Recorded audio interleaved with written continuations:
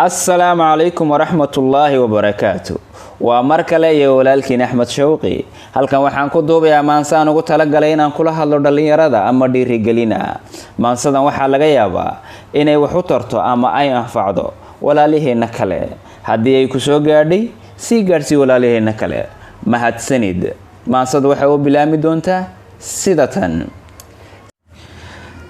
sayidkii la dhashow saaxiib igu qaaliyow sugaayay maansadow sarreeya wanaag ka hele sir baan kuu soo gudbiniya saxiyo maaniga gudoon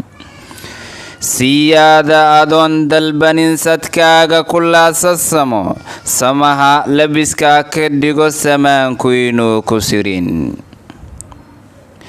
sir uu ruux kaa qarsaday sidaadu ogaan lahayd ha saadaalinin xumaan sariyo hoos hawla kicin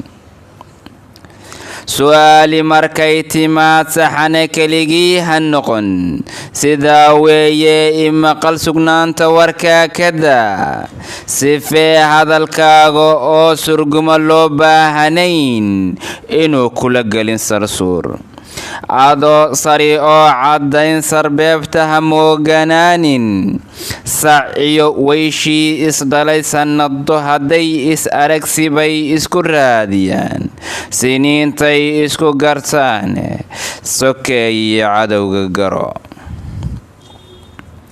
sokeeye waxaa ku mudan samaan jecel hooya bilan sagaalka bilood xanuun silcaysay dartaa sannado sax aan uga bogan hurdada sankaarkiiyo laabta xalan ku saartay wadnaha korkii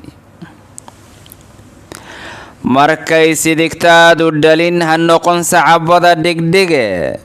sifooyinka qaawan iyo sufayaan lagugu xaman suge waa miyirsadaa samraa waa aflaxaa santaag ruux waa dilaa suntaaradu waa sir kale socodkaagay saxdaa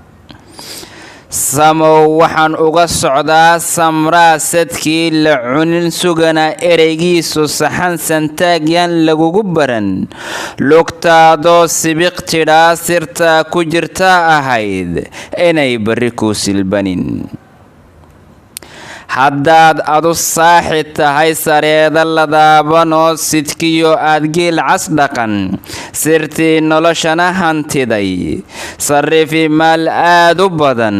samaanku nimuu casilay santiisu nimay saxnayn siloono habaas ku helay salaanta la dhaafka iyo santaag midna kaama geyo